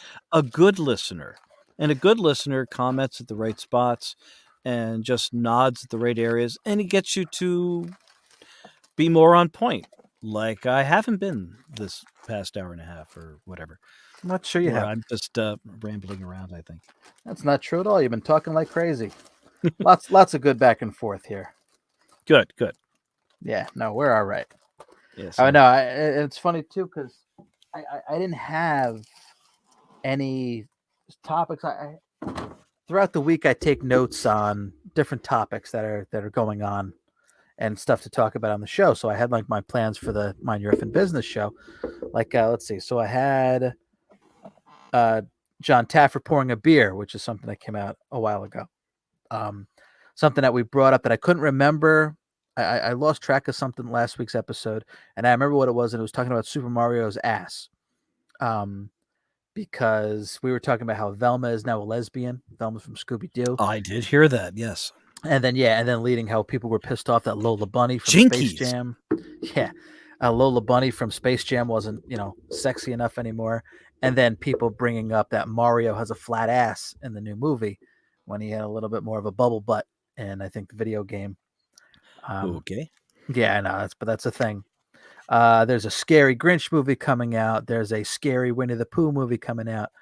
Oh, yeah. I know about the Winnie the Pooh movie. Yeah, so those are just a few different things that Kelsey Grammer is actually from my area, and he played in a golf tournament to benefit law enforcement. That was another thing I wanted to bring up. Oh, wow. Yeah, so I didn't have any like work specific. He has a house topics. in New Jersey? Yeah, he must because he's around here all the time.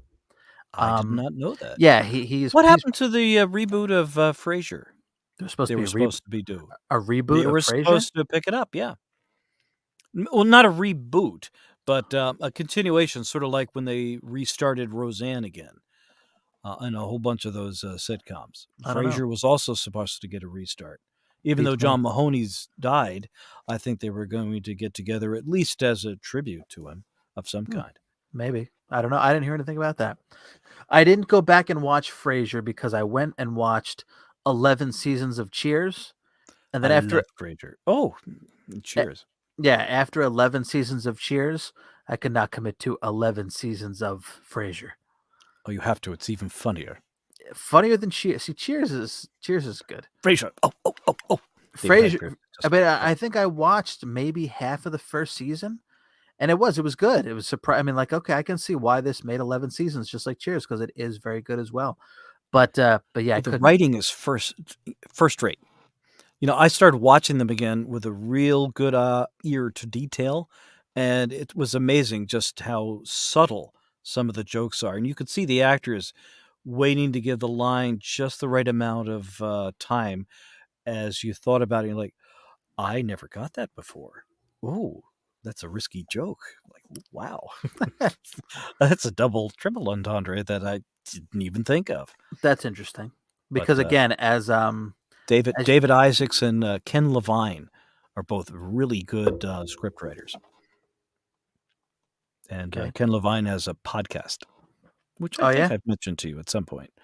But really fun to listen not to. ringing a bell. He was the showrunner for MASH as well as Cheers and Okay, Frasier and oh, Wings. You remember Wings? jeez, I do remember Wings.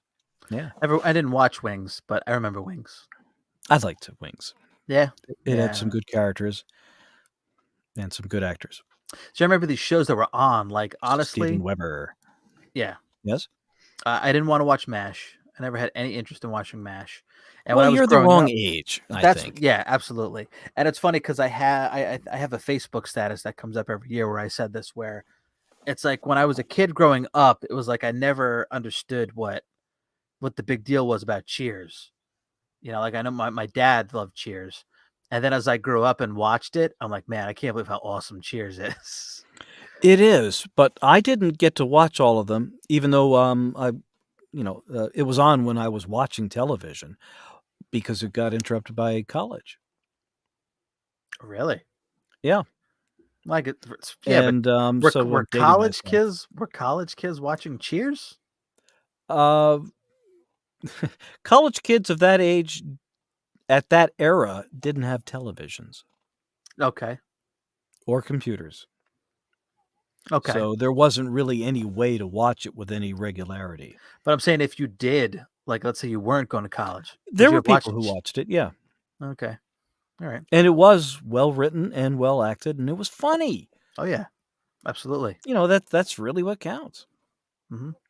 They tried remaking. There's a comedian. I wish I could remember his name, but a guy he tried doing it on TBS. He tried doing like a new age Cheers, and it was a Oh, funny show, but it didn't pop off. It wasn't the same, but it was a funny show. But yeah, not hmm. the same. Well, let me know if you think of it. What the hell was his name? He does a fantastic joke on. He's a comedian. Does a fantastic joke on the Seven Dwarves and all of them being on medication.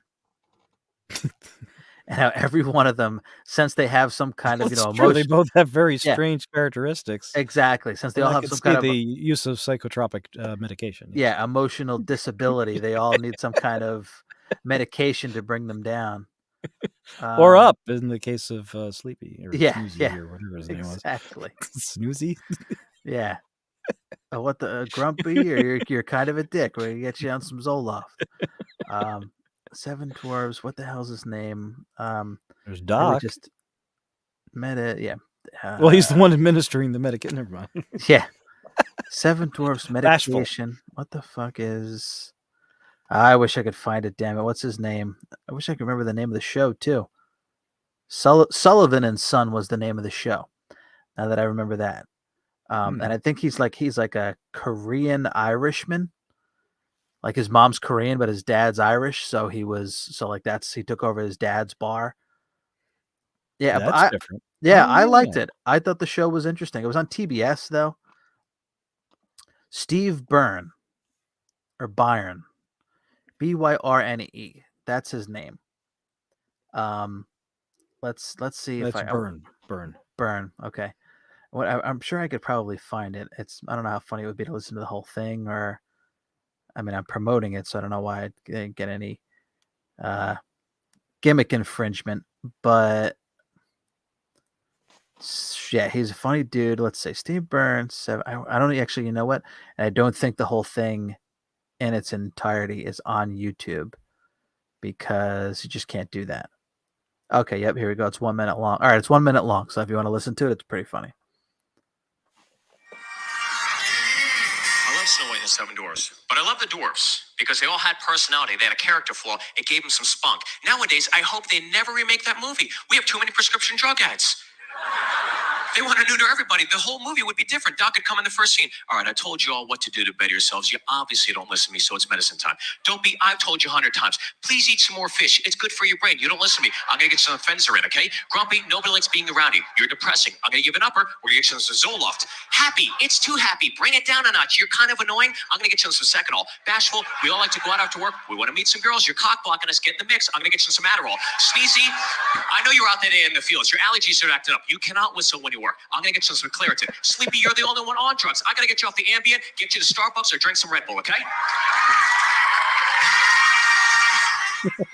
Did you hear that okay? Yeah, I heard it fine. All right, And good. I've never heard that before, so that was Yeah, it interesting. was a funny bit. Yeah, funny comedian. Like I said, I like that show. They tried getting it you can't capture that same charm that Cheers had, but it was fun. Interesting. Yep.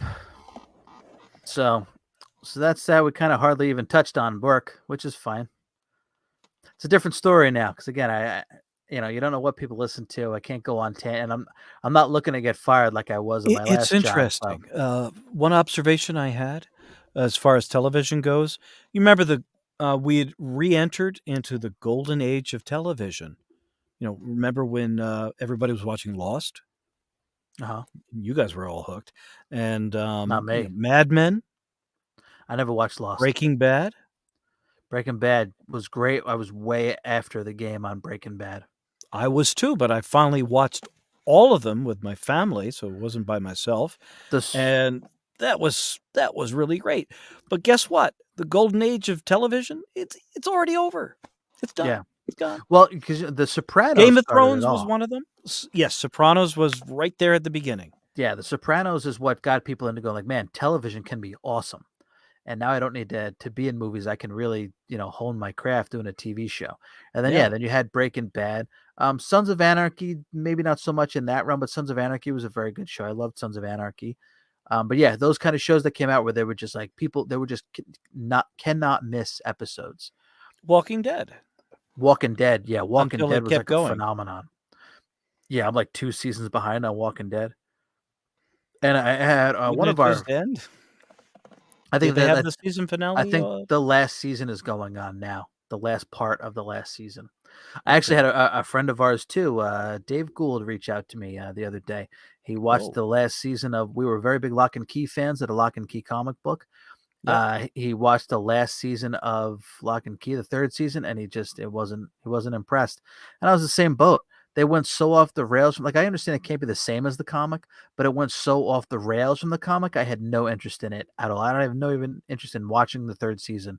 It's just the show to me was not the same at all. It's fun if you're just watching the show, it's fun. But if you like the comic, it's tough because the comic is obviously so much better and then also so different. And that happened with Walking Dead. The further they got off the rails from the source material, the less people had any interest in the show. It's Yeah. just how it went. Because they deliberately tried to be different in the comic towards the end. And again, once like Andrew Lincoln left, you're like, all right, if he doesn't care about this show anymore, why should I? Yeah, And it then didn't that's what last happened. much longer after that. That's exactly, I don't think anybody did. That's what happened. And it's a bummer, but yeah, that's what happened. And now there'll be Walking Dead spin-offs. There is another spin-off. There's going to be like two Well, they've had more. Fear the Walking Dead for almost as long as Walking Dead. Yeah, and now there's Tales from the Walking Dead, and I know like Maggie and Negan are getting their own show. And I Oh, thought really? I thought Dale and Carol were supposed to get their own show, but I think they squashed that or they don't want to do it. It's not going to be any good. I don't know, but yeah, Oh, who knows? as long as they don't bring the governor back and start resurrecting people. Yeah, no. No, I'm pretty sure he's plenty dead. Yeah, although he's got a new series on in Britain, I think. Oh David yeah. Morrissey. Mhm. Uh-huh. It's called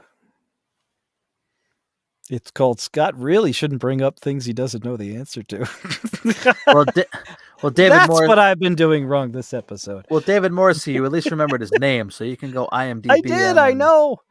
And you can I go. watched him on that wonderful episode of Doctor Who, where he played Doctor Who. Yep, fantastic episode of Doctor Yes, Who. it was. Yes, it Yep. was. Yep. So, all right, Mhm. man. Anything else you wanted to bring up? No, just stuff to plug.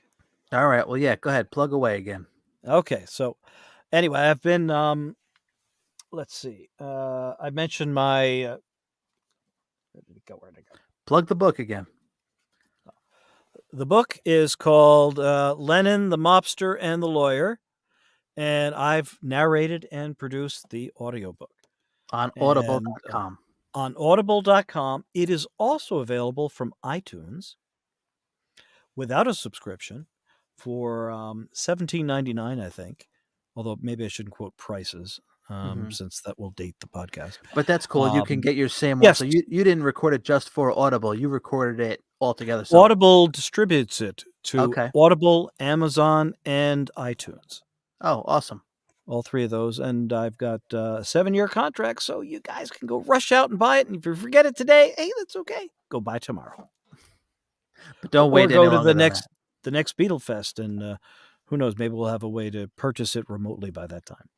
Maybe. That would be cool. That would be cool. Because I know Jay has been invited to the next one, which is in New Jersey at the end of March of 2023. Oh man, you got to be there. You got to get yourself a table. I will. I couldn't attend the Chicago Fest because I couldn't fly out there, but I attended virtually and watched it. I should share pictures next time of my setup when I was virtually attending. I had 2 different iPads and the iPhone set up all at the same time and a computer screen so that I could tune into every different breakout room I could find and not miss a minute of something that was interesting. And I caught some wonderful stuff.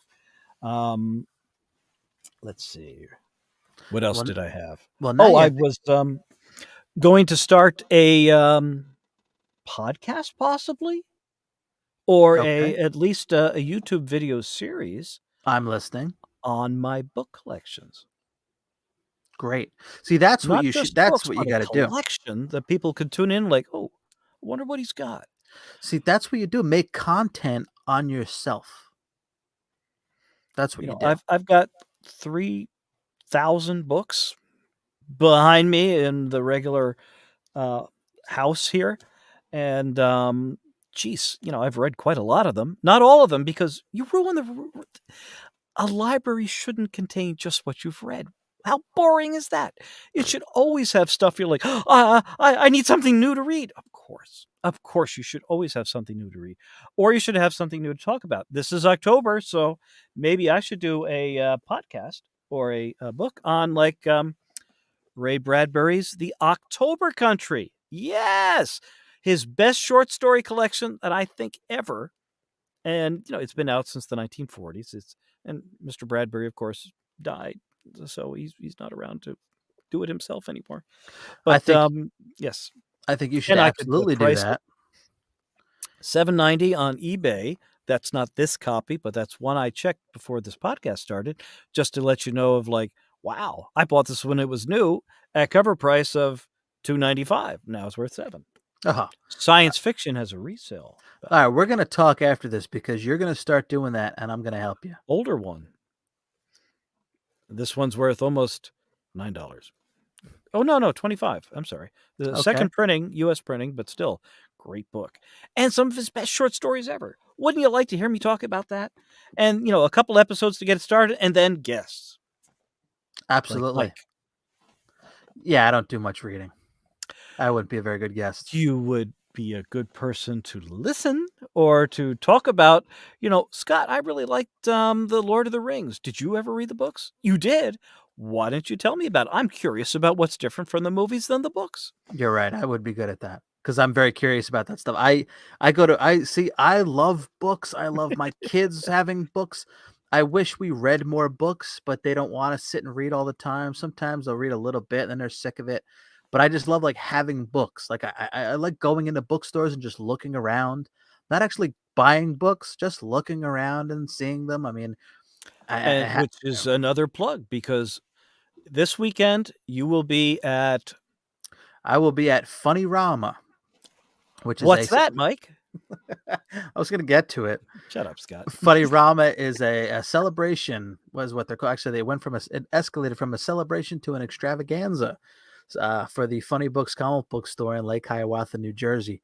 So from 12 to 5, there will be a like a celebration. There'll be games and prizes, and the guy who runs the comic book store, he does a little talk show on the booth.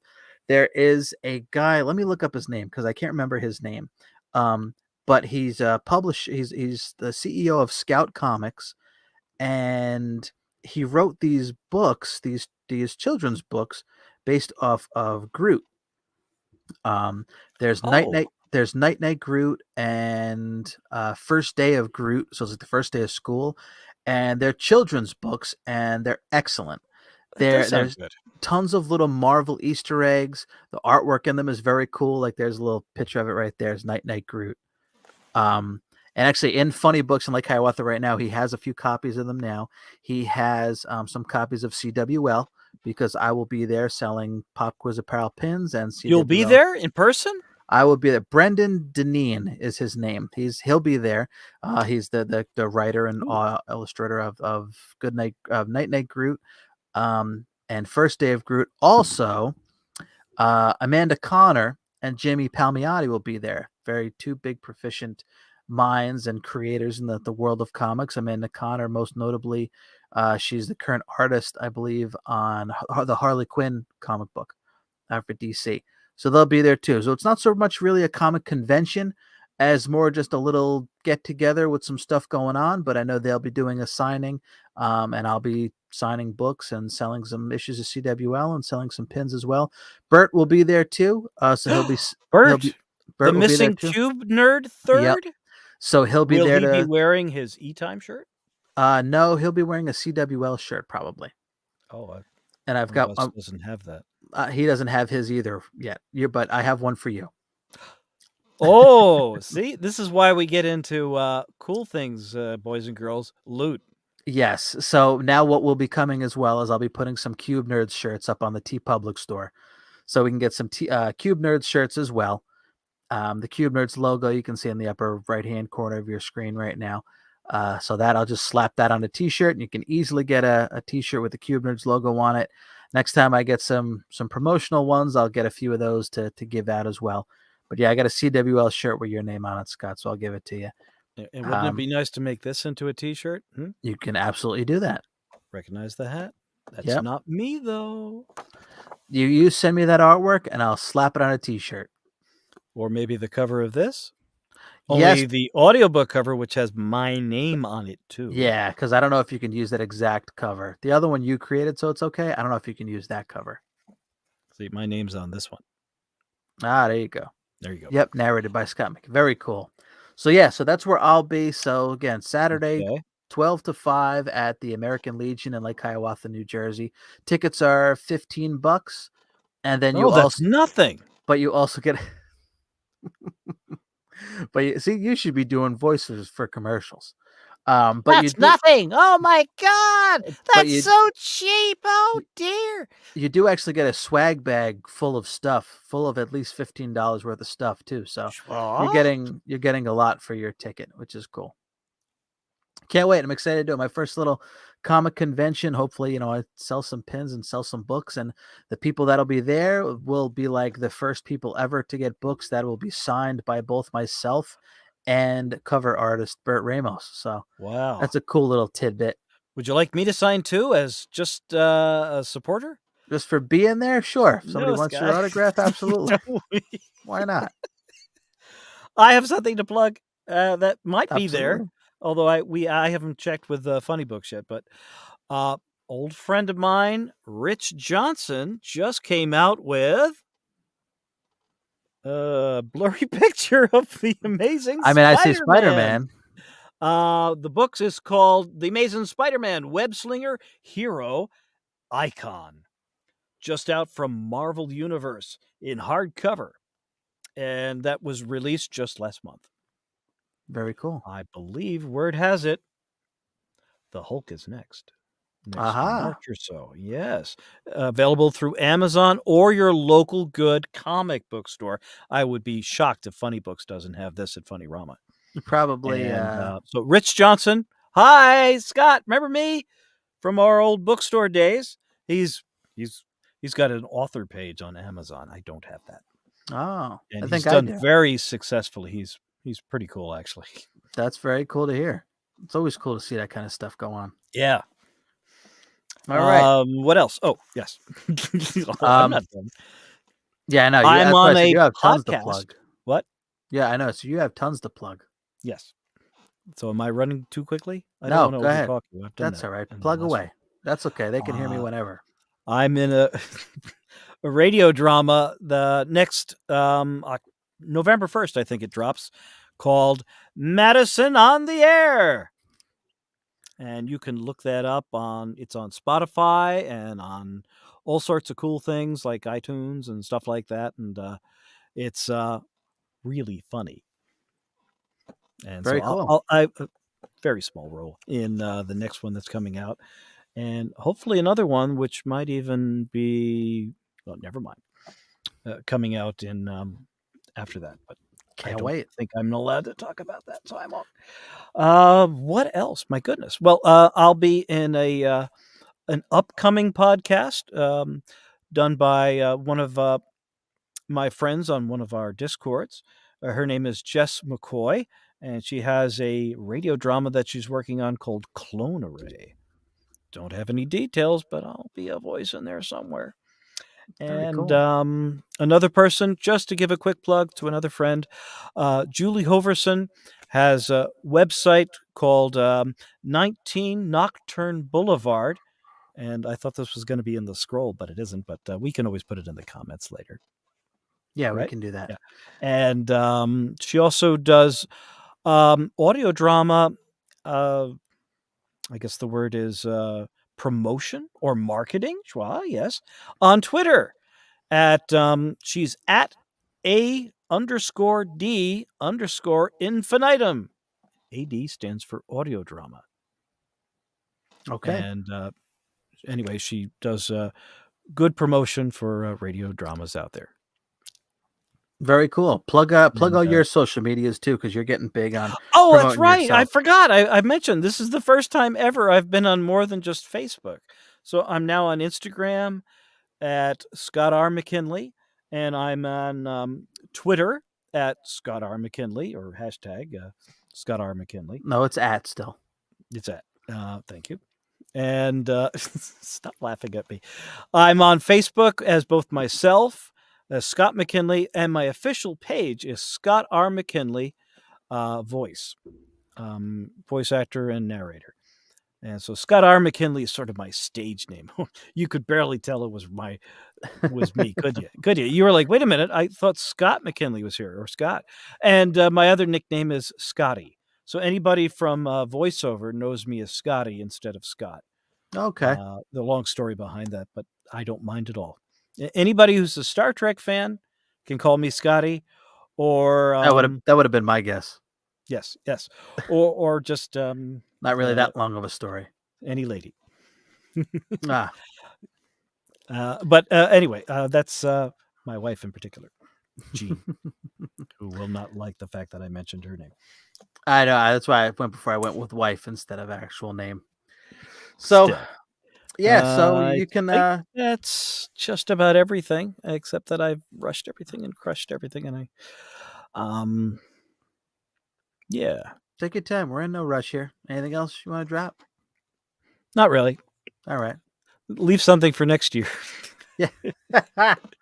Well, the holidays are coming up. I'll try to hold you to it, but if you keep me in mind as a leftover for when Seth's not available. That's what I was going to say. The holidays are coming up, so I'm sure there'll be a lot more overtime being called in. And I was also hoping because of the holidays, maybe he would get COVID.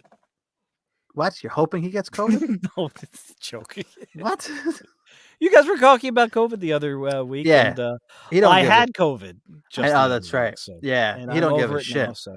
He'll be like, "Sure, I'll get COVID." He laughs in COVID's face. He's had COVID like 3 times. It doesn't He bother him should. at all. Well, keep in mind, every time you get it, you have a 20% of getting long COVID. Oh, Even yeah? if you've had it 3 times, you still have a 20% chance every time you get it. Okay. So, and I know a couple of people who have it, and they're not happy about it. Well, nobody's happy about it. Excuse me. I've kept you up too late. You know what? I yawned on the car ride home. I was like, "Fuck, is this what's gonna happen now?" His long car ride home is gonna make me tired to do the podcast every night or every Monday night. Well, anyway, I was kidding. Seth, please stay healthy, and I we'll know. certainly welcome you back. But if you have a little bit of a cough and you can't make it, feel free to have Mike call me in, and I'll try to stay more on point next time. That's what we'll do. We'll alternate the Cube Nerds podcast and the Mind Your Effing Business podcast whenever it's that way we'll have some continuous running content here for some folks in case they want to stop in and just get a little taste of some different things every time. Yep. So yeah, so once again, me and Scott will be at Funny Rama Saturday. And What Bert. the hell And is Bert. yeah? Bert will be there too, but I'm just saying because it's the two of us sitting right here now. October 22nd. That's Yep. like I said, at the American Legion, Lake Hiawatha, New Jersey. You can search Etsy right now for Pop Quiz Apparel, which Scott was an early investor in. And you can find my comic books, Championship Wrestling Some League on wonderful there as well. pins. Yep, very cool pins. The Marvel versus I'll be and wearing DC some of mine. versus. Hey, that reminds me too. I got to bring you the ones you don't have. What are you missing? The Hulk and the Flash. Yeah, Okay, good deal. I've seen the artwork even before winter production, but The I haven't seen. I don't have the the actual Flash pin is cool just because the colors and it's Flash and Reverse Flash. It's so cool. But the thing, I think, even though the Wolverine, the Spider-Man pin is by far our biggest seller. The Wolverine pin, there's only 3 left of those, and our contact no longer works there. So I have to Oh. find somebody to be able to order more of those. But I think the Wolverine was my favorite looking one until the Hulk pin came around.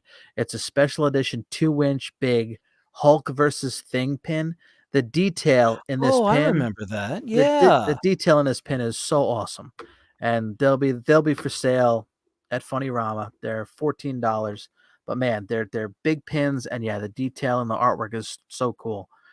All of them are so cool. Bert's such a good artist. He needs to draw Harley more. Quinn The is a Harley Quinn particularly versus good one. Yeah. the Harley Quinn versus Batgirl pin, which Tara Strong, speaking of voice acting, That's right. famous voice actor, very popular voice actor of Harley Quinn in the Arkham video games. She did the voice of Ms. Minutes in the Loki series. She did the voice of Batgirl in The Killing Joke. So she does the voice of Harley Quinn a lot, and she did the voice of Batgirl. So naturally, she bought a Batgirl Harley Quinn pin, which she showcases when she goes to conventions. She has a denim jacket that she covers in pins. One of those pins is our Pop Quiz Apparel Harley Quinn versus Batgirl pin. Very cool to see that. Absolutely. Yep. So they'll be on sale, or they're on sale right now on Etsy, Pop Quiz Apparel. I think that's it. I don't have any other shows coming up or anything like that, but that'll do it. All righty. All righty, sir. Thanks for stopping by. Thanks for filling in, and yeah, we will definitely do this again. And like I said, I wish we could do it on a regular basis, but squeezing something in on Monday is even tough because, like as you can see now, I get home like 10 after 9 and then run right to doing a podcast. So You pick a strange day to do it on, then. because it's the best day, unfortunately. It's the only Well, day. okay. Alrighty, folks. Thank you so much for listening. Thanks for stopping by and watching. You can catch this on YouTube. Follow us on Instagram. Cube Nerds on Instagram. Cube_nerds on Twitter. The Twitter isn't that active, and the Instagram is a little old. But you can follow me. I'm at Mike Spear Jr. on absolutely every piece of social media that there is. Yeah, that'll do it. Don't forget to like and subscribe to this video on YouTube. Yes, on YouTube, the Spear Studios YouTube Spear channel. Studios. Rate, Like reviews, it. subscribe. Logo too. Yeah, I've got so much shit going on. I just had to put it all under one semi umbrella. That sounds good. And it's a good umbrella too. No moth holes or anything. And, Yeah. None of the spikes are broken. Nope, it's durable. Yeah, good wind resistant. All right, all right, man. Thanks for Thanks. filling in, dude. Anytime, Mike. My pleasure. All right, sir. We will chat again soon, and we're definitely going to chat again soon about you making YouTube videos and getting your content out there too. That sounds great. Anytime. All righty, sir. All right, Mike. Have a good Take night. care. Bye. Take care. Bye, everybody.